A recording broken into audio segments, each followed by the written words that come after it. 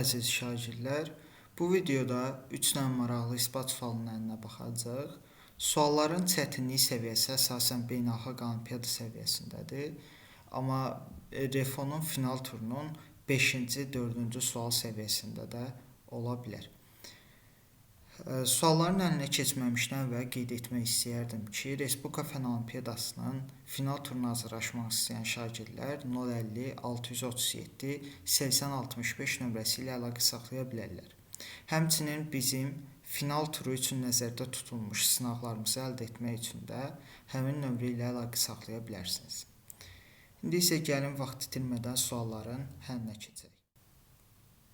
Birinci sualımızda modul sinus alfa 1 üstə gəlinsin modulda sinus alfa 2 üstə gəlinsin modulda sinus alfa n üstə gəlinsin kosinus modulda alfa 1 plus alfa 2 plus alfa n cəminin həmişə 1-dən böyük bərabər olduğunu isbat edin. Biz bu sualı isbat etmək üçün riyazi induksiya metodundan istifadə edəcəyik. Gəlin ilk öncə n bərabərdir 1 üçün bunun doğru olduğunu isbat edək. N bərabərdir 1 üçün bizim bərabərsizliyimiz sinus alfa 1 üstə gəlinsin kosinus alfa 1 böyük bərabərdir 1 halına düşmüş olacaq. Bunu isə belə yaza bilərik. Sinus alfa 1 üstə gəlinsin kosinus alfa 1. Təbii ki, sinus alfa 1 və kosinus alfa 1 modulu da 1-dən kiçik bərabər olduğuna görə bunu və bunu uyğun olaraq sinus alfa 1 və kosinus alfa 1-ə vursam ifadə kiçiləcək. Yəni mən bunu sinus alfa 1-in kvadratı üstə gəlinsin kosinus alfa 1-in kvadratı şəklində yaza bilərəm. Bu isə ilə sinus alfa 1-in kvadratı üstə gəlinsin kosinus kvadrat alfa 1-dir. Hansı ki, bunun da qiyməti 1-ə bərabərdir. İndi isə gəlin fərz edək ki, n bərabərdir k üçün bizim şərtimiz doğrudur. Yəni modulda sinus alfa 1 üstə gəlinsin modulda sinus alfa 2 üstə gəlinsin modulda sinus alfa n daha doğrusu alfa k üstə gəlinsin modulda kosinus alfa 1 alfa 2 alfa k böyük bərabərdir 1 şərti doğru olsun. İndi isə biz göstərməyə çalışacağıq ki, n bərabərdir k plus 1 üçün də bu ifadə 1-dən böyük bərabərdir. Gəlin bu bərabərsizliyi k plus 1 üçün yazaq.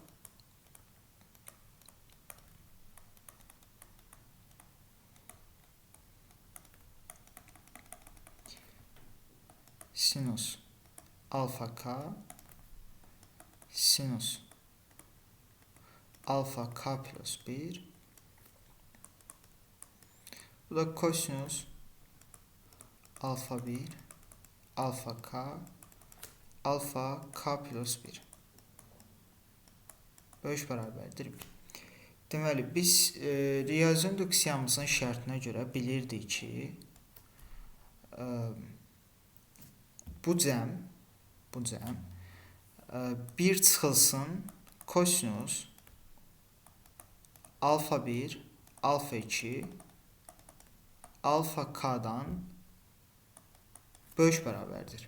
Düzdürmü? Gətirib yerinə yazsam 1 çıxılsın modulda kosinus alfa 1 alfa 2 alfa k üstə gəlinsin sinus alfa k plus 1 üstə gəlinsin kosinus alfa 1 alfa k plus 1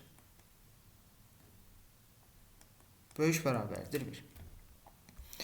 Buradan da biz alarıq ki, əgər biz göstərsək ki, sinus alfa k plus 1 plus kosinus alfa 1 alfa 2 alfa k alfa k plus 1 böyük bərabərdir kosinus alfa 1, alfa 2, alfa k. Onda bizim isbatımız bitmiş olar. Gəlin uşaqlar, bu cəmə bir x deyək. Onda mənim göstərməli olduğum şey budur ki, sinus alfa k plus 1 üstə gəlinsin kosinus böyük x üstə gəlinsin alfa k plus 1 böyük bərabərdir modulda kosinus x. Düzümü? Gəlin tərsinə gedək, yəni kosinus x-i mən kosinus x üstə gəlinsin alfa k plus 1 çıxılsın alfa k plus 1 şəklində yaza bilərəm. Buna mən bir bucaq, buna da bir bucaq kimi baxıb, iki bucağın fərqinin kosinusunun açılışı kimi baxsam, mənim ifadəm olacaq kosinus x üstə gəlinsin alfa k plus 1 vurulsun kosinus alfa k plus 1 üstə gəlinsin sinus x üstə gəlinsin alfa k plus 1 vurulsun sinus alfa k plus 1. Düzümü? İndi isə biz belə bir bərabərsizlikdən istifadə edəcəyik. Gəlin burada qeyd edim. Biz bilirik ki, a plus b-nin modulu həmişə kiçik bərabərdir modulda, üstə gəlsin modulda b-dən. Məncə bunu görmək çox sadədir. İsbatı isə bir o qədər sadədir. 3 hala baxacaqsınız. Birinci fərz edirik ki, a böyük bərabərdir b-dir. A-nın da b-nin də müsbət olduğu hala baxanda a plus b bərabərdir a plus b alınır. Hansı ki, bu doğrudur. İndi isə digər hala baxaq. A-mız 0-dan böyük bərabər olsun. B-miz isə 0-dan kiçik olsun. Belə olan halda deməli, alacaq a plus b, düzdürmü? İndi b-miz mənfidir deyə mən bunu belə yaza bilərəm. Yəni, A-dan mən hər hansısa bir ədəd çıxmaq əvəzinə, onun üzərinə gəlsəm, yəni, bunun böyük olduğu məlumdur, aydındır. Və bunun da qiyməti ilə A çıx B-yə bərabərdir, çünki bu müsbətdir. Elə bu da modulda plus modulda B deməkdir. Və ikisi də mənfi olarsa, yenə də bərabərlik halı ödənəcək. Çünki A plus B mənfidir deyə buradan əksi çıxacaq. Olacaq mənfi A çıxılsın B. Düzdürmü? Elə bu da modulda plus modulda B deməkdir. 3 hal üçün də isbat etmiş olduq ki, həqiqətən modulda A plus B kiçik bərabərdir modulda plus modulda B-dən. İndi isə bu bərabərsizlikdən mən sualımda istifadə edəcəm.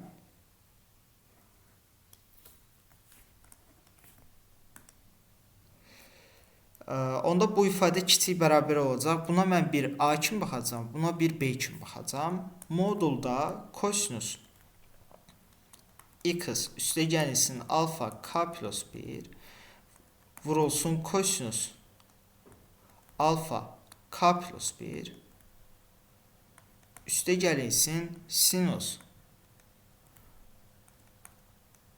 alfa k plus 1 plus x vurulsun sinus alfa k plus 1. Deməli, burada isə biz kosinus alfa k plus 1-in modulunun 1-dən kiçik bərabər olduğunu bildiyimizə görə bunun əvəzinə 1 yazsam ifadəmiz böyüyəcək. Yəni, deyə bilərəm ki, bu kiçik bərabərdir kosinus x plus alfa k plus 1-dən. Düzümü? Burada da bunun modulunun sinus alfa k plus 1 plus x-in modulunun 1-dən kiçik bərabər olduğunu bildiyimə görə bunun əvəzinə 1 yazsam yenə də ifadəmiz böyüyəcək. Yəni sinus alfa k plus 1. Elə bizə də bunu isbat etmək lazım idi, düzdürmü? Bizi isbat etmək lazım idi ki, kosinus x-in modulu kiçik bərabərdir kosinus x plus alfa k plus 1-in modulu üstəgəlsin modulda sinus alfa k plus 1. Hansı ki, o da burada isbat olmuş oldu. Növbəti sualımıza baxırıq. İkinci sualımızda kifayət qədər maraqlı bir bərabərsizlik sualıdır. Qeyd edim ki, bu sual bizim REFO final turuna uyğun deyil. Çünki REFO final turundan daha çətin bir sualdır. Belə ki, biz bu sualda müəyyən bərabərsizliklərdən istifadə edəcəyik, hansı ki, REFO final turunun proqramında yoxdur. Yəni, bu sual beynəlxalq riyaziyyat olimpiyadası üçün daha uyğundur. Deməli, gəlin ilk öncə a kub plus a ifadəsinin nəyə bərabər olduğuna baxaq. A kub plus a ifadəsini mən a vurulsun a kvadrat plus 1 şəklində yazsam və 1-in də əvəzinə ab plus ac plus bc yazsam, onda bu olacaq a kvadrat plus ab plus ac plus bc. Düzüm. Və bunu da mən a plus b vurulsun a plus c şəklində yazsam, bu ifadənin a vurulsun a plus b vurulsun a plus c olduğunu görə bilərik. Və mən sualın həllində bu bərabərlikdən istifadə edəcəm. İlk öncə gəlin bu bərabərsizliyin hər iki tərəfini kvadrata yüksəldək. Hər iki tərəfi kvadrata yüksəltsəm, a kub, b kub, c kub, a kub, b kub, c kub, üstə gəlinsin a plus b plus c, üstə gəlinsin 2 və burada da sayklik bir cəm alacaq, hansı ki 2-2 asillər. Yəni, kök altda a kub plus a vurulsun kök altda b kub plus b. Və onları da bu şəkildə yazıram. Yəni, kök altda a vurulsun a plus b vurulsun a plus c vurulsun, bu da olacaq eyni qayda ilə b vurulsun b plus a vurulsun b plus c.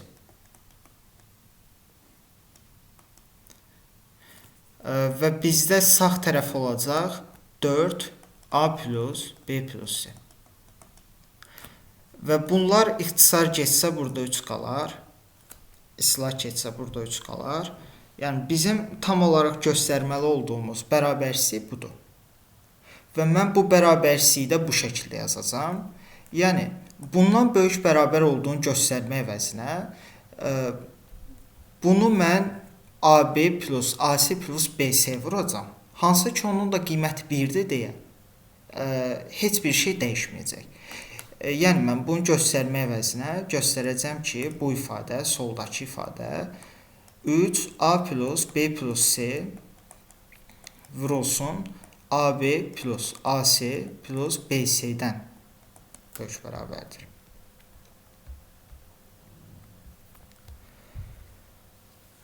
Deməli, indi isə bunu da vurub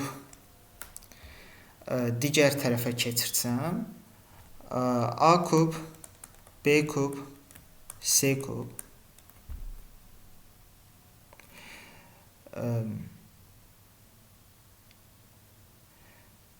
çıxılsın 3A kvadrat B, 3AB kvadrat, 3 deməli AC kvadrat, 3 A kvadrat C çıxılsın 3 B kvadrat C çıxılsın 3 B C kvadrat çıxılsın 9 ABC üstə gəlinsin bu ifadəni əldə etmiş olaram. Düzüm. Gəlin bu ifadəyə biz qıraqda daha aydın şəkildə baxaq. Gəlin görək bu ifadə nəydən böyük bərabərdir? Deməli, bizim ifadə oldu A vurulsun A plus B vurulsun A plus C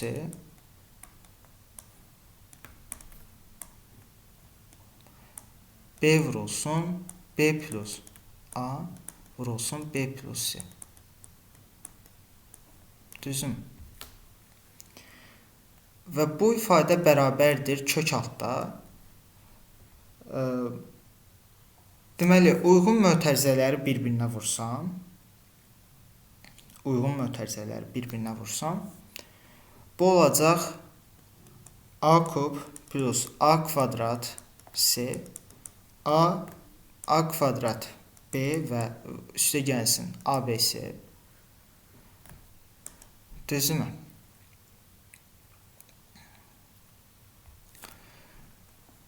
Vurulsun və bunları da bir-birinə vursam B kub plus AB kvadrat plus B kvadrat C. Gəlin bunu bu şəkildə yazaq. Həmin şeydəsində deməli AB kvadrat B kvadrat C B kub üstə gəlsin ABC. Düzüm? Vurub açdıqda belə bir bərabərlik əldə etmiş olarıq. İndi bizim burada istifadə edəcəyimiz bərabərsizlik Koş-Şvarts bərabərsizliyidir. Koş-Şvarts. Bilməyənlər üçün gəlin onu da qısaca qeyd edim. Koş-Şvarts.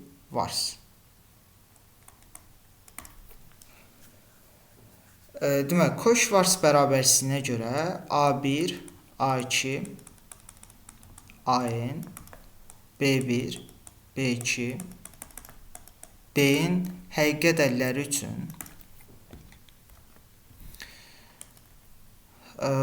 Koş-Şvartsın müxtəlif yollarına yazırlar. Yəni, müxtəlif yollarla biz bunu ifadə edə bilərik. İndi mənim istifadə edəcəyim metoda əsasən bu şəkildə yazacağım bunu və burada onda müsbət olacaq A1, A2, B1, B2, B-in.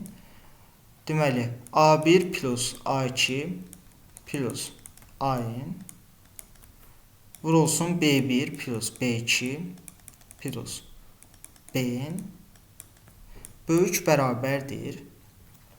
Gəlin sağ solda kökün altına salaq ki, tam bizim istədiyimiz bərabərsizlik halına düşmüş olsun. Böyük bərabərdir kök altda A1 B1 üstə gəlinsin kök altda A2 B2 üstə gəlinsin kök altda AN B. Tamam. Bu bərabərsizliyi gətirib burada tətbiq etsəm, alaram ki, bu ifadə böyük bərabərdir nəydən? Böyük bərabərdir A kvadrat B üstə gəlinsin ABC, düzdürmü? Üstə gəlinsin AB kvadrat üstə gəlinsin yenidən ABC.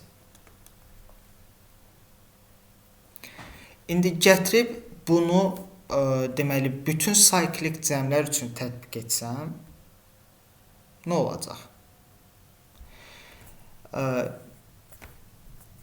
Onda bu böyük bərabər olacaq 2 sayklik cəm A kvadrat B üstə gəlinsin ABC üstə gəlinsin AB kvadrat üstə gəlinsin ABC. Gəlin indi bu hissəsilə artıq burayla işimiz bitmiş oldu.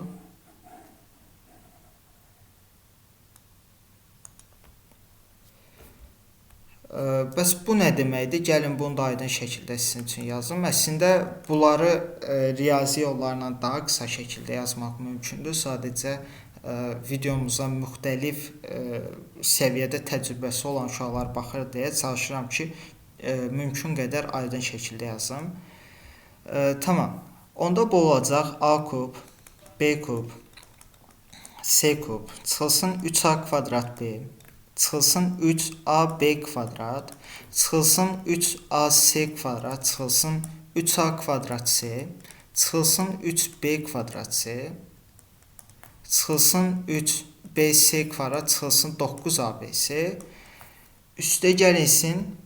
Deməli, bu cəmə baxsaq, yəni bunu hər biri üçün yazıb baxsaq, görərik ki, burada da 2A kvadrat B üstə gəlsin 2AB kvadrat üstə gəlinsin 2A kvadrat C üstə gəlsin 2AC kvadrat üstə gəlinsin 2BC kvadrat üstə gəlsin 2B kvadrat C və üstə gəlinsin ABC-lərin də sayı olacaq 12 dənə ABC. Bu da bərabərdir. Bu da bərabərdir olacaq. A kub plus B kub plus C kub üstə gəlsin 3ABC çıxılsın A kvadrat B çıxılsın AB kvadrat çıxılsın AC kvadrat çıxılsın A kvadrat C çıxılsın deməli B kvadrat C çıxılsın BC kvadrat olacaq və şur bərabərsizliyinə görə elə şur bərabərsizliyi bildiyiniz bu formadadır. Şur bərabərsizliyinə görə bu ifadə də şur bərabərsizliyi. Deməli, şur bərabərsizliyi bizə nə deyir? Deyir ki, ABC həqiqət ədədləri üçün bu cəm həmişə bundan böyük bərabərdir. Bu da o deməkdir ki, bu ikisinin fərqi həmişə sıfırdan böyük bərabərdir. Onda aldıq ki, bu ifadə sıfırdan böyük bərabər idi. Elə bizə də bunu isbat etmək lazım idi. Yəni, sağ-solu kvadrata yüksəldib, sağ tərəfi digər tərəfə keçirdib, mən sol tərəfdəki ifadənin sıfırdan böyük bərabər olduğunu isbat etmiş oldum. Üçüncü sualımızda deyilir ki, n 2-dən böyük bərabər 1 tam ədəd olmaq şərti ilə hasil k bərabərdir 1-dən n-ə kimi tangens pi bölü 3 vurulsun, 1 üstə gəlinsin, 3 üstü k bölünsün, 3 üstə n plus 1 bərabərdir hasil k bərabərdir 1-dən n-ə kimi kotangens pi bölünsün 3 vurulsun, 1 çıxılsın 3 üstü k bölünsün 3 üstə n plus 1 olduğunu ispat edin deyibdir. Biz bu sualı ispat etmək üçün uyğun k-ların tangenslərinin kotangenslərinə olan nisbətinə baxacaq. İlk öncə bu böyük ifadə ilə vaxt itirməmək üçün gəlin pi bölünsün 3 vurulsun 3 üstü k bölünsün 3 üstü n plus 1 ifadəsini biz AK kimi adlandıraq. Düzdürmü? Bu ifadəni AK kimi adlandırsam, onda uyğun olaraq k üçün mənim bu ifadəm olacaq tangens pi bölünsün 3 bunu buna vururam. Pi bölünsün 3 vurulsun. Bununla da bunun hasilinə biz AK demişdik. Belə olacaq. Bunun da qiyməti kökdə 3. Tangens alfa plus beta'nın açılışından istifadə etsəm. Bunun da qiyməti olacaq kökdə 3 üstə gəlinsin. Tangens AK bölünsün 1 çıxılsın kökdə 3. Tangens AK. Gəlin indi bu ifadənin nəyə bərabər olduğuna baxaq. Bu da olacaq kotangens pi bölünsün 3 çıxılsın. Deməli, bununla bunun hasili pi bölünsün 3 hansı ki onu yazmışam. Bununla da bunun hasilinə biz yenə də bir AK demişdik. AK desəm kotangens alfa çıx beta'nın düstunundan istifadə etsəm, bu ifadənin də qiyməti olacaq kotangens deməli, kotangens AK kotangens pi bölü 3 1 bölünsün kökdə 3'dür. Plus 1 bölünsün kotangens AK çıxılsın kotangens pi bölünsün 3. Yəni 1 bölünsün kökdə 3 olacaq. Gəlin uşaqlar, bu ifadənin altını, üstünü, sürətini, məxrəcini kökdə 3 tangens AK-ya vuraq. Onda bu ifadə olacaq. Bununla kökdə 3 tangens AK-nın asili. Nəzərə alaq ki, kotangens AK ilə tangens AK-nın asili 1-dir. Onda bunun qiyməti olacaq kökdə 3 üstə gəlsin. Daha doğrusu bunun qiyməti olacaq 1. Kökdə 3-lər də gedir. 1 üstə gəlsin kökdə 3 tangens AK bölünsün. Bununla bunun hasili kökdə 3 çıxılsın kökdə 3 çıxılsın tangens AK. Düzdürmü? İndi gəlin tangens pi bölünsün 3 üstə gəlsin AK-nın kotangens pi bölünsün 3 çıxılsın AK-ya olan nisbətinə baxaq. Onda tangens pi bölünsün 3 üstə gəlsin AK-nın kotangens pi bölünsün 3 çıxılsın AK-ya olan nisbətini mən 3 çıxılsın tangens kvadrat AK bölünsün 1 çıxılsın 3 tangens kvadrat AK şəklində yaza bilərəm.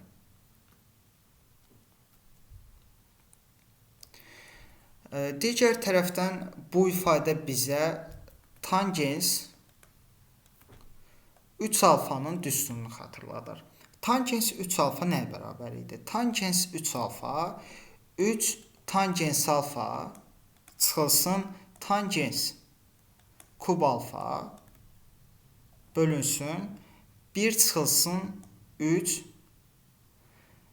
tangens kvadrat alfa idi. Düzdürmü? Onda bu ifadəyə də baxsaq, əgər mən bu ifadənin sürətini və məxrəcini tangens AK-ya vursam,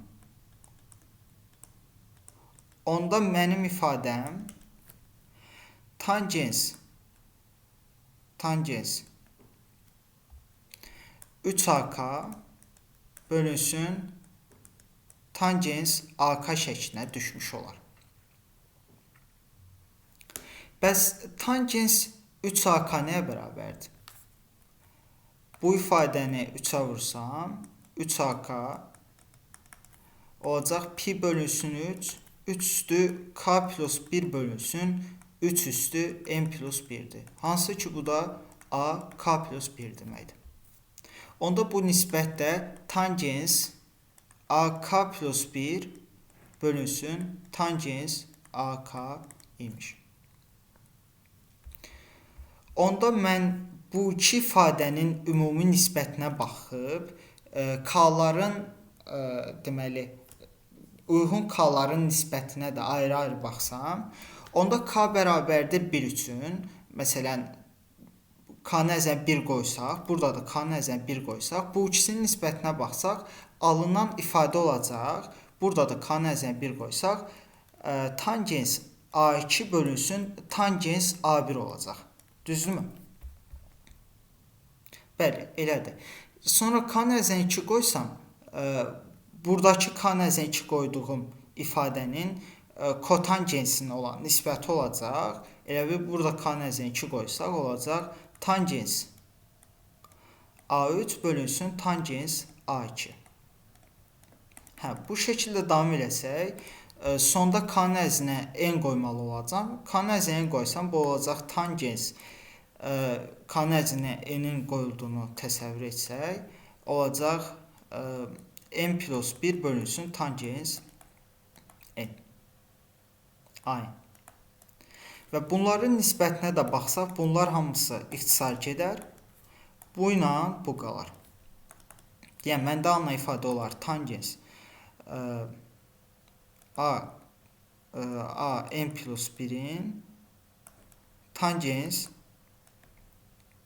a1 olan nisbəti. Burada a1 idi. Bəs tangens an plus 1 nə deməkdir? Tangens a n plus 1. Fərz edək ki, burada n əzini n plus 1 qoymuşuq. Düzümü? N əzinə n plus 1 qoyduğumuzu fərz etsək, bu olacaq 3 üstü n plus 1, 3 üstü n plus 1. Düzümü? Bunu da pi bölünsün 3 vurulsun 3 üstü n plus 1 bölünsün 3 üstü n plus 1 plus 3 çıxılsın 3 bölünsün 3 üstü n plus 1 şəklində yazsam. Bu ikisinin asili olacaq pi vurulsun. Bu ikisinin asili olacaq pi. Bu ikisinin de asili ilə pi bölü 3 vurulsun 3 bölünsün 3 üstü n plus 1'dir. Bəs bu ifadə nədir? Bu ifadə elə a1 deməkdir də, düzdürmü? Kan əzinə 1 qoymuşuq, elə bil ki, a1. Onda bu da olacaq tangens pi çıxılsın a1 bölünsün tangens a1. Hansı ki elə bu da 1'ə bərabərdir. Yəni, beləliklə göstərmiş olduq ki, sağdakı ifadənin soldakı ifadəyə olan nisbəti 1'ə bərabərdir. Bu da o deməkdir ki, soldakı ifadə sağdakı ifadəyə bərabərdir. Bu da kifayət qədər çətin bir sual idi. Və bir daha da qeyd etmək istəyərdim ki, sualların çətinlik səviyyəsi REFO finaldan daha çətindir. Əsasən beynəlxalq riyaziyyat olimpiadalarına nəzərdə tutulmuş suallardır. Ümid edirəm ki, faydalı oldu. Sağ olun.